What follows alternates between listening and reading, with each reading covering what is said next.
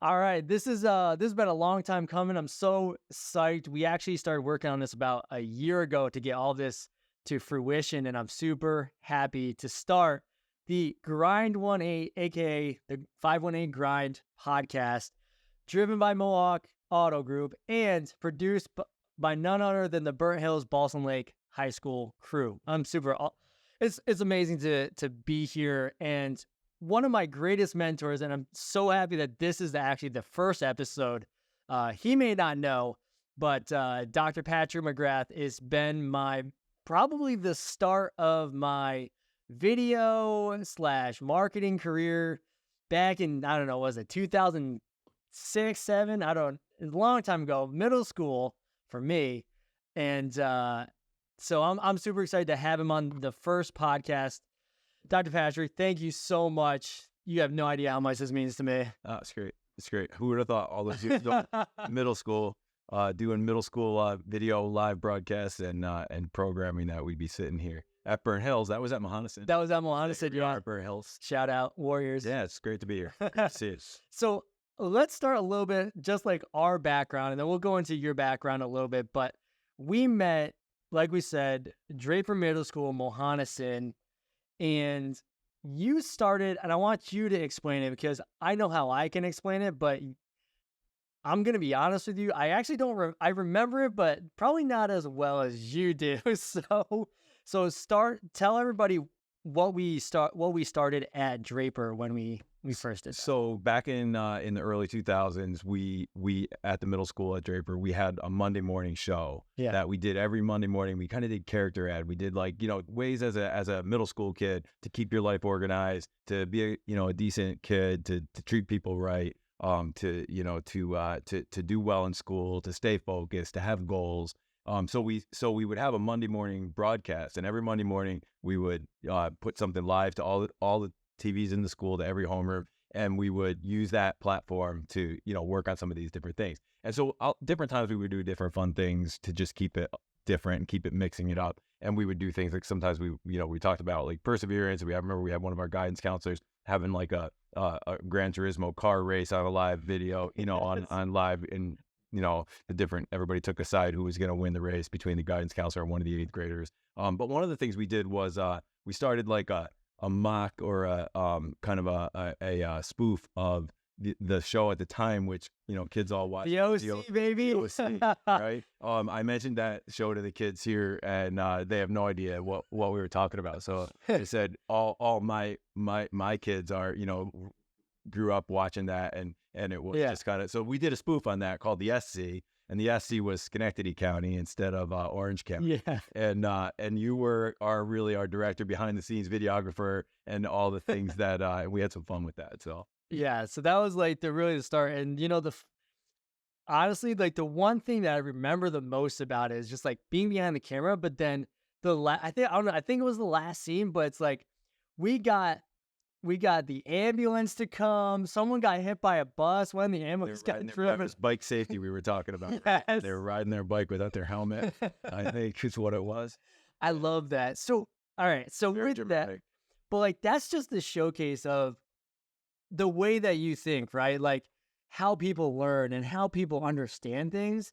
And you're taking it to the next level of where I don't think that many people would have understood, hey, let's use this technology in a school to help someone understand real life goals. And I remember it was the 7 Habits of Highly Effective Teens, those major characteristics and those traits. And that's kind of a great segue into why this podcast is what it is, right?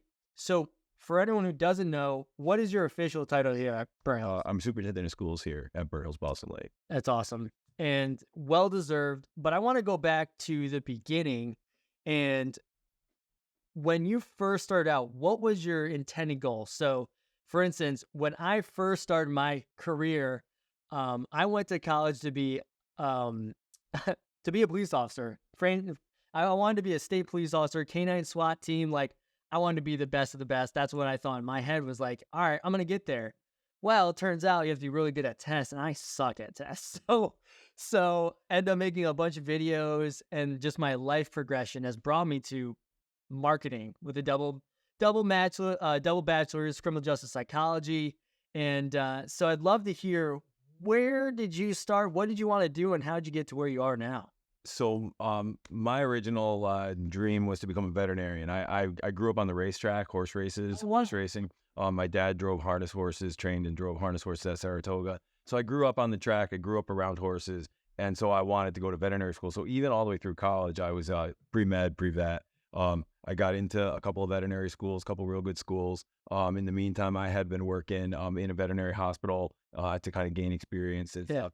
And I don't know, it just, I met my wife, and the prospect of like going off far away to school for, between 4 and 8 more years, I wasn't feeling it. And so I decided to take a year off. I guess they call it gap year now, but back then I don't think that was a term. But I just took a year off, dated my wife, and we thought about it and talked about it. And during that time when I was away from school for the first time in my life, after 12 years of, school and then 4 years of college, I missed school. I just missed being in school. And somebody said to me one day, my aunt, who's a doctor, she said to me, like, you'd be a really good teacher. Like, have you ever thought about that? And the second she said it, just the second she said it, I knew that's what I was going to do. It was really weird. I can still remember where I was.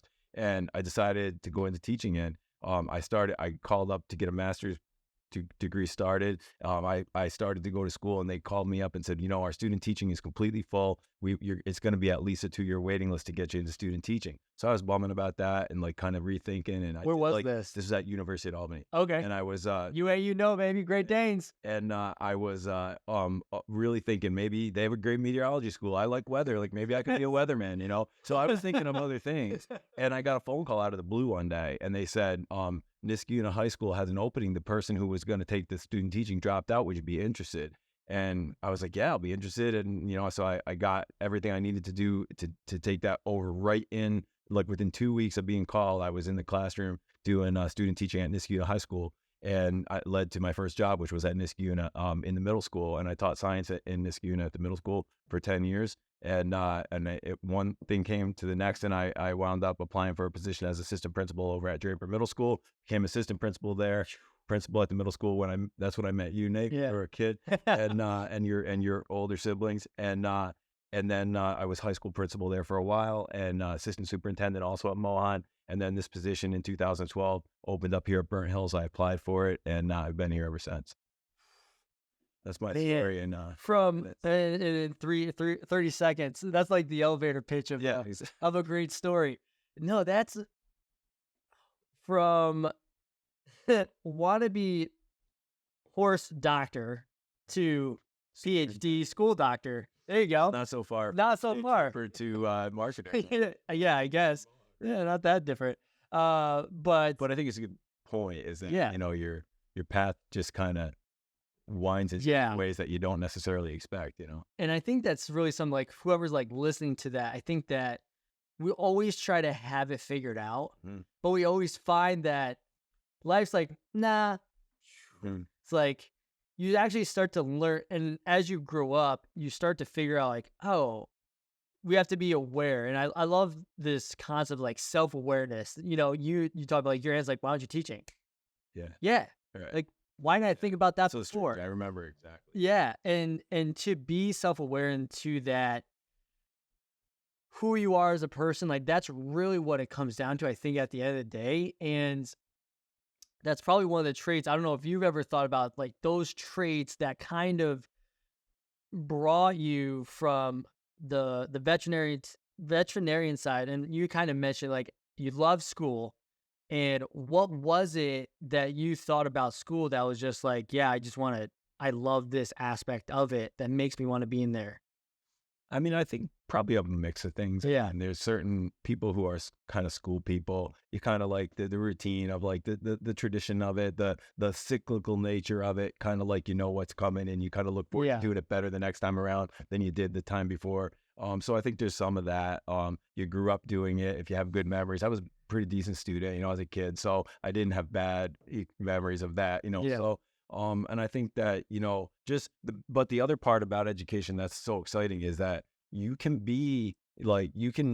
do things that you wouldn't, because your job is to be creative, and right. so like even if it's not like, even if you go down a path and it's not exactly like a lesson that didn't work out well, or an activity that you created that didn't go well, you just get to start over again and try something else. And so when I was a middle school teacher, we started television broadcasting and started a new television studio at the middle school at Iroquois, which is there still today, 20 some years later.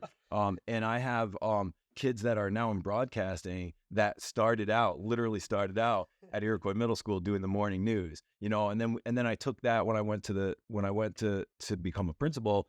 Obviously, I'm not running a daily news show in the morning, but it was, hey, how can we like utilize the medium to to work on different character traits and like good study habits and stuff like that. So it was, and that's where, sort of our path started for us. And I think even to this day as superintendent, I mean, because I kind of see like the broadcast medium as like an exciting, fun place to explore. We've been able to do some work here where we really try to look at connecting districts and work with this distance learning initiative to have students from other schools and in our schools share classroom space and digitally connect so that more students can take advantage of the great resources that we can offer, to high school students. So there's that common thread of like being able to, now I'm not like on TV and I don't get up every morning and have like some kind of skill set for being a broadcaster, but I've like had fun with it and I like it. And so I've had the opportunity to do that as part of my job. So that's a kind of a cool thing about it. Yeah. Well, I mean, just by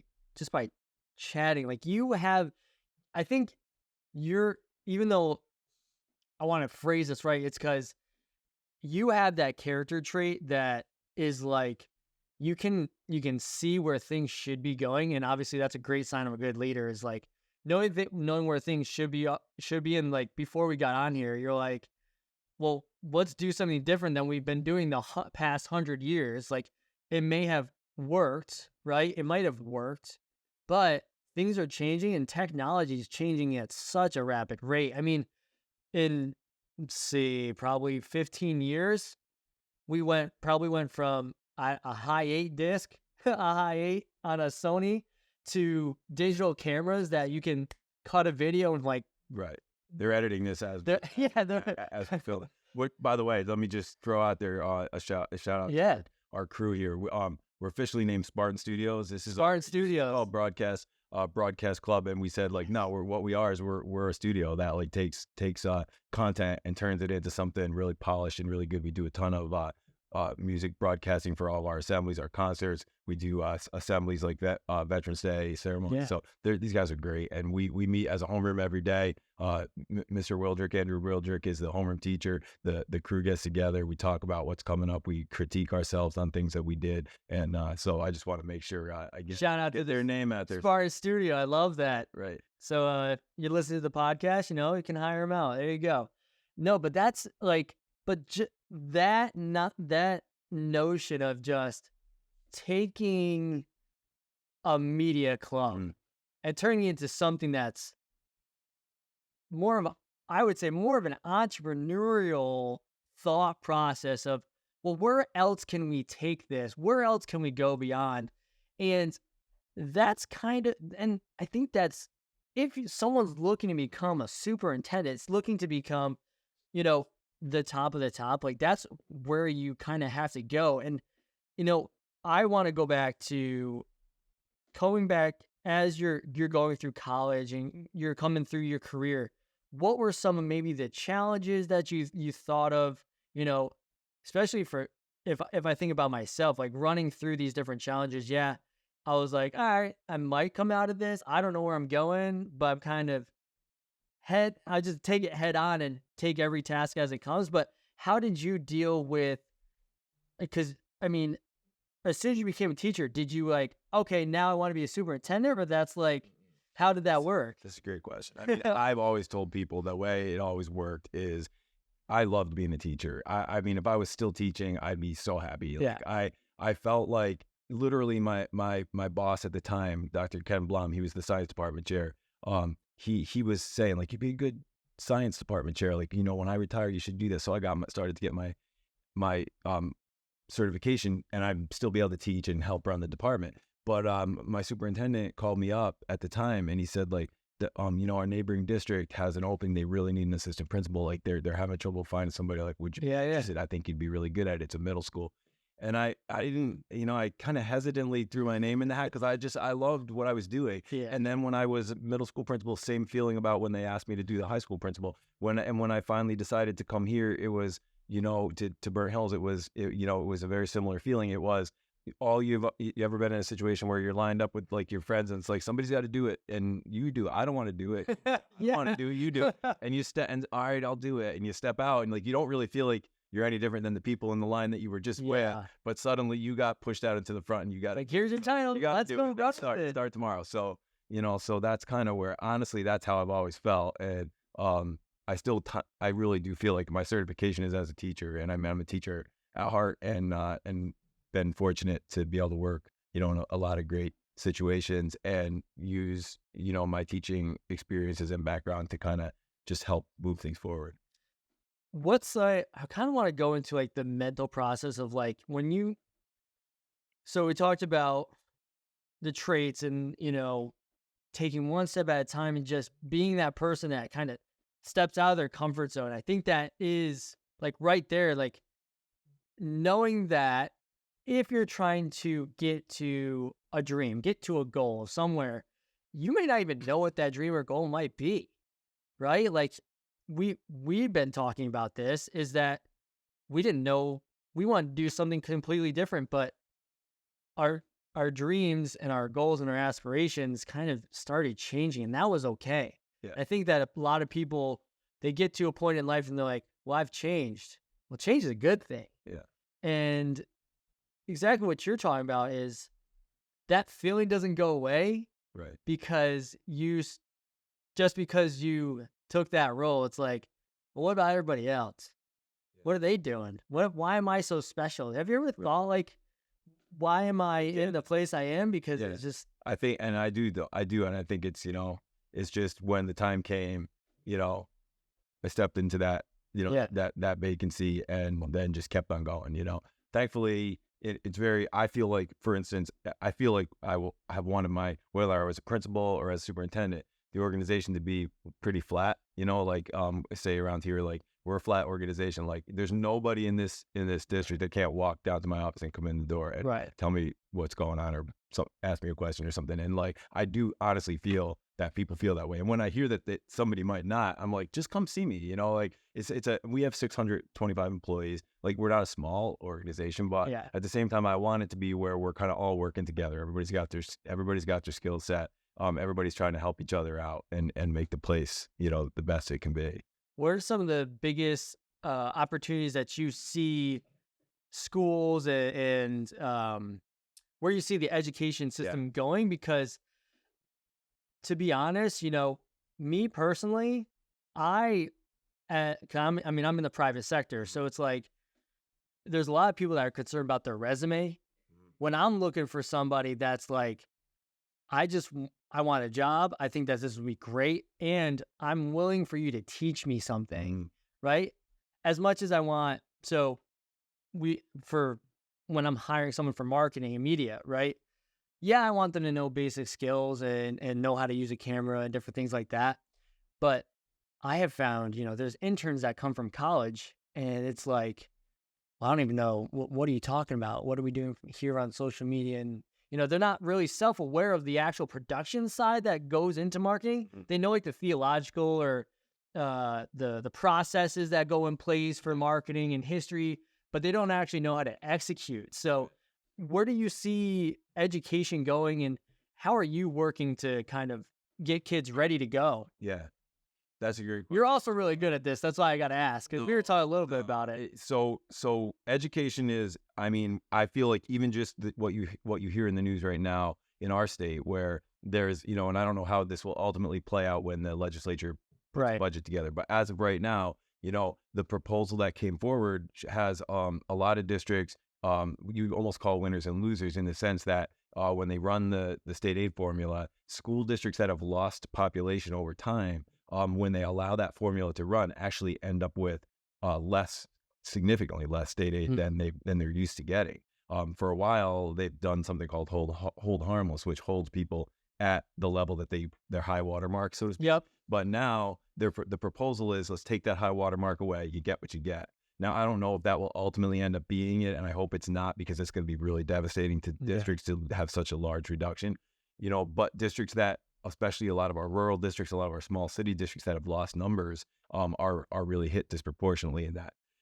Regardless, we're going to face financially hard times over time in school, I think. And I've said, that's the best place for innovation. Like when everybody's like fat and happy, so to speak, they're not willing to do anything different. When you realize that when tough things happen, people are more open to it. The key is getting ready when it's not the tough times, to go through that door when it is tough times. And at Burnt Hills, I feel like that's one of the major areas that we've tried to explore. And interestingly, it sort of deals with media, because I think that there's a lot of untapped potential there. We're involved in a program called distance learning, and distance learning has been around for a long time. Since the 90s probably. Like, as a kid, you can go take a class in a little room that's set up with TVs. Back then, there were the big. It was so foreign. Right? When I first heard about it, I was like, why would I do that? And it's all a special room, and everybody goes and sits in there, and then like a class beams in, or you beam your class out to another school.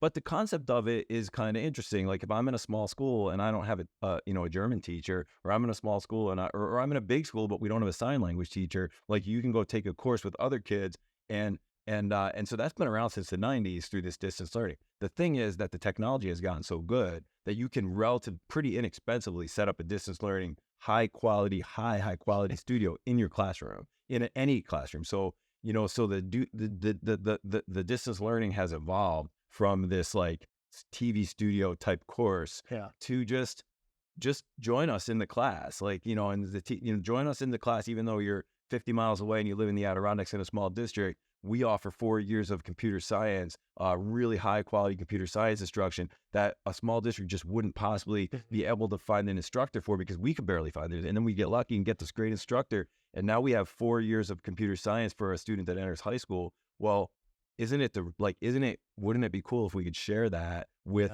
a couple other districts? Now, it's simpler than it's harder than that sounds simple. It's a lot harder than it. Yeah, you just plug in, a webcam, and you give them a good microphone, and right. Here's you use Zoom. The main reason why there's a problem is because of these like a lot of things that shouldn't be things in the way. For example, school schedule. School schedule is the absolute worst thing for districts trying to get together and share course content together. Because if your homeroom or your first period or first block start 10 minutes later than mine, then the teacher's going to get started. And then all of a sudden, 10 minutes later, a bunch of people are going to come clunking into their room and come on the TV. It's going to be distracting.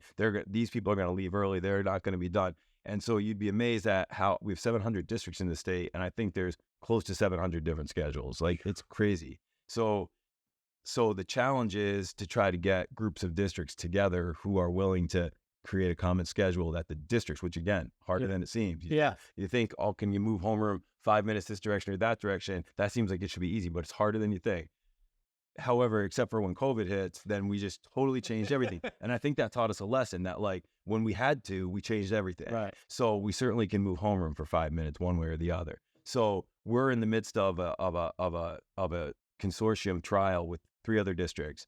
And the 4 of us are going to try to build a schedule that's exactly the same across all 4 districts, so that kids in any one district have the same schedule. And if any course that we offer, for instance, out onto the network, any of those kids in the other schools could take those courses. So now the Burnt Hills catalog opens up. Now there's an incentive for Burnt Hills to do that, because New York State will subsidize the cost of that teacher if we're sharing with another district. So it allows us to have more teachers for no more cost. And it allows those folks on the other side to be able to take classes, the kids on the other side to take classes that they wouldn't be able to take. So it's win-win-win all the way around. It's just trying to get there. And we have a lot of innovative people that are working on it. But I do think that's a future. I mean, this is the nutshell of the whole thing. But the future, I believe, in education is sharing. It doesn't mean necessarily, we're really proud. Everybody in New York State has these small community-based schools. Oh, yeah. And those are very difficult and probably not necessary to overcome. Like, we want to be the Spartans. I'm sure Shen wants to be the Plainsmen. Each of the different schools want their identity as a school in their community. We want our kid to go down the road not too far and go to school in a nice building that's not too far from home. Yeah. But that doesn't mean, and we can keep that. But with these digital merges of districts, and merges is a bad word. The bell is about to go off. We're filming this right. We're filming this during school, so if you hear the bell, that's what it is. We'll keep rolling. Let me guess. A couple of people on our studio crew have practice after school. Is that what we're indicating here? We'll keep talking. That's okay. So I'll let me pick up afterward. But let me finish that thought just real quick. Is that, this idea of like, rather than merges, which are a bad word, right? Digital partnerships, digital consortiums of districts would allow you to do things significantly less expensively and offer a lot more. There's a bell. A lot more opportunity to kids who might not otherwise have those things, and allows us to have kids from all different kinds of school districts and all different places to join together, get to know each other. And on top of that, you have kids taking classes in ways that when they get to college and they get beyond high school, they're going to need to be learning how to take courses in alternative settings. It's not all going to be classroom stacked in a row with moving from place to place every time a bell rings. So we're excited. I mean, so I think that being willing to try to rally people to get on board to think differently when the times are good gets you set up so that when the times are bad, you have like some contingency plans ready to go. Yeah. Man, just like, but it's that forward thinking that like needs to happen, like always and forever. Like there should always be, and there will be, but I think that for anyone who's listening, who's like, I want to be a teacher, I want to eventually, I mean, I'd love to run a school, that thought process. What could you say to them? Because I want to give them a lot of value on, okay, well, what's in it for me? I understand like what Burnt Hills is doing, but I'm a teacher. I don't know where I'm going to go. Like, what would you say to the teachers and to perhaps even like principals and assistant principals that might be listening to this? Because, what would you say to them in terms of every day going to work and not getting, because I feel, and I mean, I'm not in the system, but like being burnt out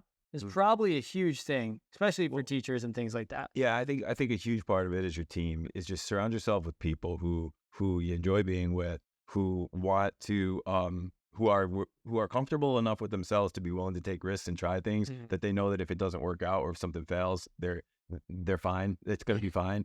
So I do think the team aspect of it is just being with people kind of side by side that you respect, that know certain areas better than you.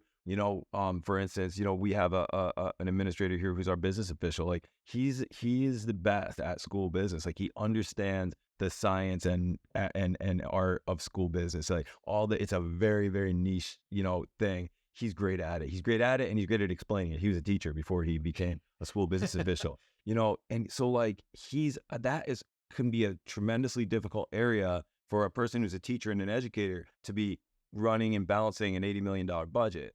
But like when you have somebody like I have, who gives me good advice, who plays out scenarios, who helps to model things for the future, like that's sets of expertise that I don't have, but I know I can trust and rely on him. So that kind of thing can go in all different directions. So I would say to somebody who's either, thinking about taking that next step, talk to the people around you that you trust, look for people around you that you trust. If you're starting out, I would say get into a few districts, research some districts, sign up for the sub service, and then pick the districts that you want to get into that you've heard, or maybe just go wherever they send you for a little while till you start to learn what the different districts are like. And then you can kind of focus. You're going to start getting jobs all the time in certain districts if you're good at it and you're good. And, that's a way to start to get to know people, be friendly, get to know people, ask questions, get involved, and those things will come because we need good people. Yeah. I was say, what's the situation currently for teachers and like finding teachers, or is there a definitely need? A need. There's definitely a need in certain areas, even more than others. Yeah.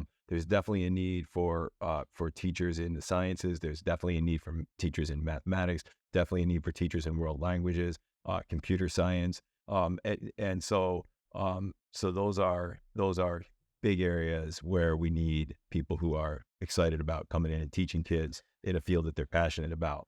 I would say though, overall, in all areas of certification, we need teachers. Definitely. And anybody can reach out to me if they want it, get any more information about just like where should I go? What are some of the good teacher prep programs? What's my background? What are some alternative ways for teacher prep too? There's other options out there than the traditional programs. So, right. yeah. I didn't even know that. That's awesome. Let's see.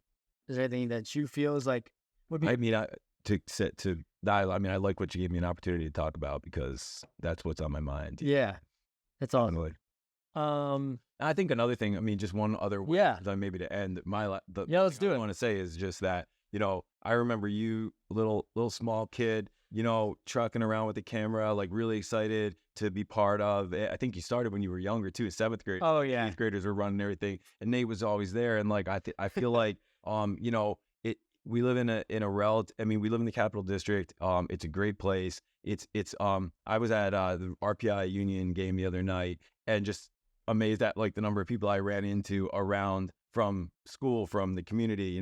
You can go someplace around here. And so me and you, I was your principal, and now here we sit, 20 years later almost, and we're both in different parts of our professions and, having a conversation. And it just reminds people that, you never know the paths of people that you're going to cross and where they're going to cross again, and just try to have good relationships and do right by people. And you never know where your path's going to cross again down the road. Yeah, 100%. I mean, I'll second that. I think a lot of people don't have enough empathy to, we get really mad. You might get really mad at someone, but you don't actually try to understand where they're coming from.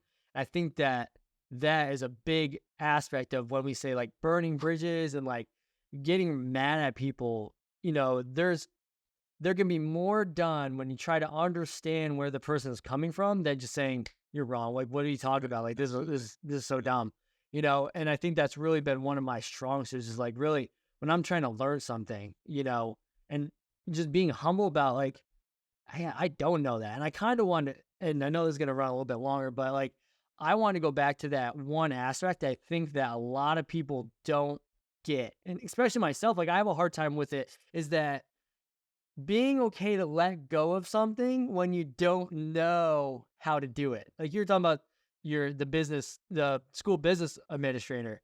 Like there are just some things like spreadsheets. I suck at spreadsheets. Like I can learn them. I will learn them if I have to, but it's not like my jam. Like I want the information that comes from them so I can make really good educated decisions just like you.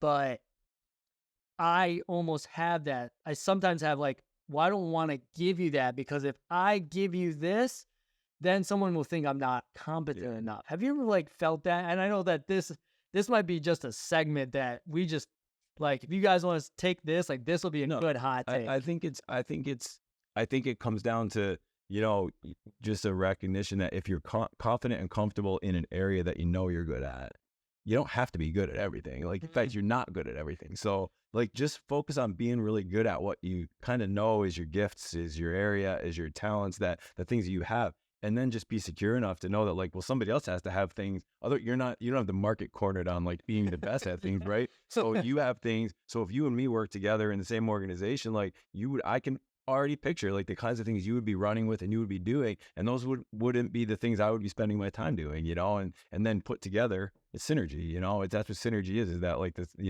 the whole is bigger than the sum of the parts, the whole is bigger than each individual person because each person defers to the expertise of others, and you kind of work together as a team, That's so good. I'll leave it with this one last quote. That's from John C. Maxwell. If you're lonely at the top, it's because you didn't bring others with you. There you go. So, this is the last one, I promise. In your mind, what does it take to hit the daily grind in the 518? What does it take to succeed in the 518 and the 518 grind every day? I think I don't know. I guess I would say integrity, like being the same person that the person who sees you on the weekend, the person that your wife or husband or spouse sees you at home, your kids see, and the person that sees you in your office, the person that, like in my case, that the kids meet in the hallway. I mean, just being the same person. I think that then people, I think like the worst thing you could be is a phony. And like if somebody sees you as a phony, they start to not take anything else seriously that you do. So I just think trying to have that integrity of living kind of the same, whatever sphere of life you're in goes a long way. Because again, it is a small town. Yeah. I mean, we're a great area, but we're a small enough town that, you know, you're going to cross paths with a lot of people over the course of your life, that career, you know? 100%. All right. And this is the last one, I promise, is what are some fun things that you like to do when you're not in your professional career? Like what do you do outside of work? I have a decent amount of land and I like to take care of it. You know, mowing, do you have horses? We don't have horses, although I hope someday. I have enough land to have them at some point. Kind of busy in life right now, but I sort of picture myself having some horses at some point, and just, you know, taking care of the property. And I just love being outdoors. And we have a boat up at Sacandaga and spend time up there in the summer and just enjoying the area, enjoying the outdoors. Do you have any hobbies that besides taking care of, like you just love manicured, like much work and taking care of my place? Do you get like real into it? Like you measure the soil and I don't like measure the soil, but I love mowing things perfectly. You know, I got. Do you have the lines? It's all mowed. Do you got the lines I down? got the nice zero turn. Yes. It's good. It's good. I enjoy that. I enjoy the outdoor stuff. So, yeah. That's awesome. Well, my kids, of course. I have 4 kids, and one's actually here at Burnt Hills, and the others are all grown up, and they keep me busy. Josh, who I went to school with, Exactly. is awesome. All right, everybody. Well, thank you so much for listening to the official pilot podcast episode of the 518 Grind, aka the Grind 18. If you want to learn more, check out the show notes. We'll put some links in there, just what Dr. Patrick Mcgrath was talking about. If you have any questions, or maybe you have someone that you think would be great for this podcast, let us know. You can reach out to me, Nathaniel Greklick, _Greklick on Instagram, Facebook, Twitter, all of those fun things. Let me know. I'd love to get some awesome, incredible people around the 518 that are entrepreneurs and people of influence. So until next time, thank you so much. Shout out to the Spartan Studios out there. And shout out to Mohawk Auto Group for driving this podcast forward. Till next time, this is the Grind 18. I'll check you later.